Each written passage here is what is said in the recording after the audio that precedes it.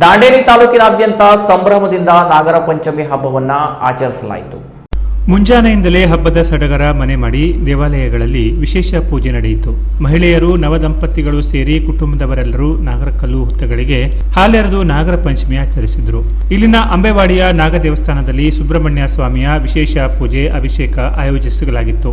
ಇಲ್ಲಿಗೆ ಆಗಮಿಸಿದ ಮಹಿಳಾ ಭಕ್ತಾದಿಗಳು ಇಲ್ಲಿನ ನಾಗಮೂರ್ತಿಗೆ ಹಾಲಿನ ಅಭಿಷೇಕ ಮಾಡಿಸಲಾಯಿತು. ಇದೇ ರೀತಿ ನಗರದ ಟೌನ್ಶಿಪ್ನ ನಾಗರಕಟ್ಟೆಯಲ್ಲಿ ಹಾಗೂ ಅಂಬೆವಾಡಿಯ ಬಲಮುರಿ ಗಣಪತಿ ದೇವಸ್ಥಾನದ ನಾಗರಕಟ್ಟೆಯಲ್ಲಿ ಹಬ್ಬದ ನಿಮಿತ್ತ ವಿಶೇಷ ಪೂಜೆ ನಡೆಯಿತು. ಮಹಿಳೆಯರು ಎಳ್ಳು ಹಚ್ಚಿ ತಯಾರಿಸಿದ ರೊಟ್ಟಿ, ಚಪಾತಿ, ಕಡಲೆಕಾಳು ಉಸುಳಿ, ಬದನೆಕಾಯಿ, ಎಣ್ಣೆಗಾಯಿ ಪಲ್ಯ, ಶೇಂಗಾ, ಕಡ್ನೆ ಚಟ್ನಿ ಸೇರಿದಂತೆ ಬಗೆ ಬಗೆಯ ಊಟಗಳನ್ನು ತಯಾರಿಸಿ ಬಂಧು ಬಳಗ ನೆರೆಹೊರೆಯವರಿಗೆ ಹಂಚಿ ಸಂಭ್ರಮಿಸಿದರು. ನಾಗರ ಪಂಚಮಿಗೆ ಬಗೆ ಬಗೆಯ ಲಾಡುಗಳದ್ದೇ ದರ್ಬಾರು.